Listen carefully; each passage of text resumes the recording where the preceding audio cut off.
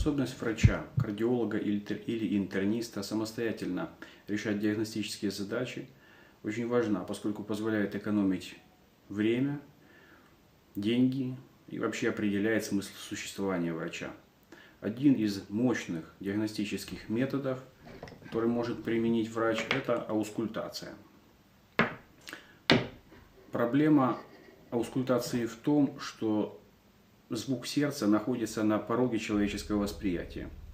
В результате существенная часть врачей не слышит многие важные аускультативные симптомы и использует потенциал метода в очень ограниченном объеме. Для того, чтобы скомпенсировать эту сложность, облегчить ее преодоление, я написал книгу «Аускультация сердца. Как услышать все». Почему я дерзнул это сделать?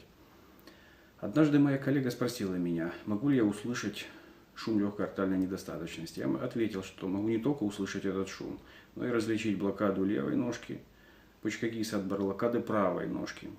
Я не хвастаюсь, просто говорю, почему я дерзнул написать эту книгу.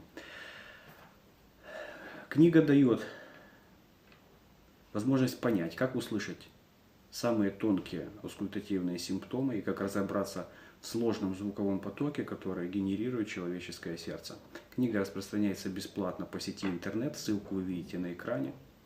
Приглашаю к чтению, буду рад отзывам, вопросам, замечаниям.